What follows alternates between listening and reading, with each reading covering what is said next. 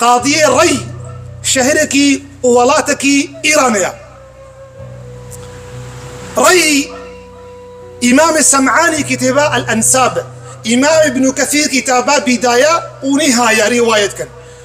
قوزلامك جنا خبر دا بيركاوي ببافا شكايته ويجم قاضية ريكر قوزلامي من قلاني من بينصات زير ندايمن بينصات زير ندايمن زلام صنخوار مصحفي قرآني أف بيركا بباف وندايم قاضي قو شاهدي خو بينا قو شاهدا بينا دي شاهد آنين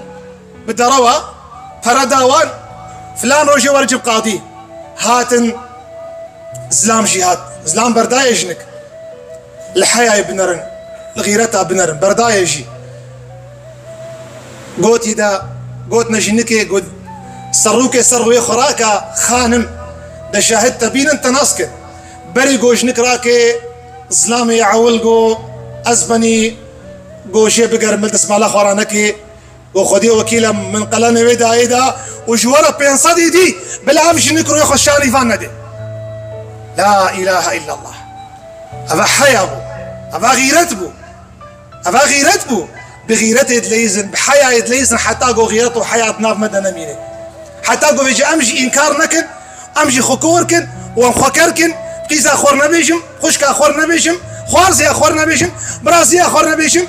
أبي بيجا شارد هني سامي لا حول ولا قوة إلا بالله يا خداني حق يا خداني كائنات خداي بشريك ودالي بشريك يا ربي توي في حالها راسك يا ربي